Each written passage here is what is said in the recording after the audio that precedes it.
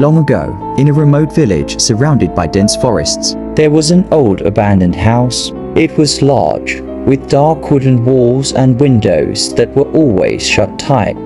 The villagers called it the doll house because whenever someone dared to peek inside, they would see rows of dolls behind the windows, staring out with their lifeless eyes. no one knew who owned the house, and no one dared to go near it, especially at night. Legend had it that the house was haunted by spirits trapped inside the dolls. One day, the siblings, Lela and Bima, arrived in the village. Their father, a traveling merchant, Had bought the old house at a very low price since no one else wanted it. Wow, this house is huge, Bima said excitedly. But it's creepy, Lela muttered, glancing at the dolls behind the window. When they stepped inside, the scent of aged wood filled the air. The shelves in the living room were lined with dolls of various sizes. Some looked well preserved, but many were dusty and broken. That first night, Lela and Bima slept in separate rooms. Lela couldn't sleep well. She felt like someone was watching her. Her eyes landed on an old doll in the corner, a girl doll in a faded red dress. As she turned away, she heard a faint sound. Creak. It was as if something had moved, her heart pounding. Lela slowly turned her head. The doll had moved closer to her bed. Lela screamed. Bima rushed into her room. What happened, Lela? That doll. It was in the corner, and now it's near my bed. Bima sighed. Maybe you're just imagining things. But when he looked at the doll, a shiver ran down his spine. Its eyes were now staring straight at him. The next day, they decided to investigate the house. While exploring the back of the house, they found a small door leading to the basement. Holding a torch, they cautiously stepped down.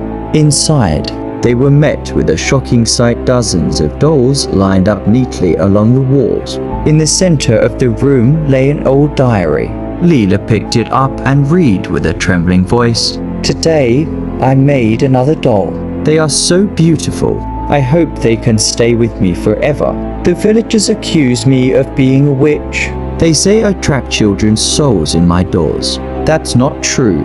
I just want friends. I don't want to be alone. Suddenly, a cold wind blew, and a faint giggle echoed around them. Bima grabbed Lela's hand. Lela, we need to get out of here. You cannot leave. You must stay with them. Her voice was hoarse and chilling. She was the spirit of Nyai Sari, the house's former owner. Long ago, Nyai Sari lived alone after losing her family. She created the dolls to keep her company. But when children in the village started disappearing mysteriously, the villagers accused her of witchcraft and burned down her house. Nyai Sari perished, but her soul remained with her dolls.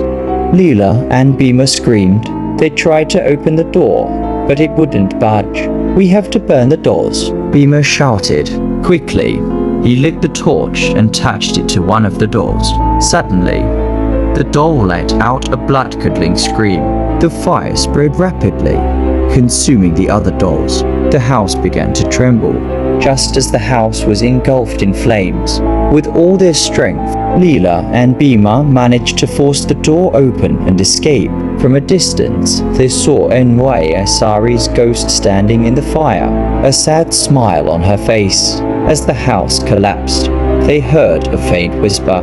Finally, I am free. The next morning, the villagers found only the charred remains of the house. From that day on, no dolls were ever seen in the village, and no eerie noises were heard at night. However, whenever the wind blew past the ruins of the house, some claimed they could still hear a faint sound, like the laughter of a doll.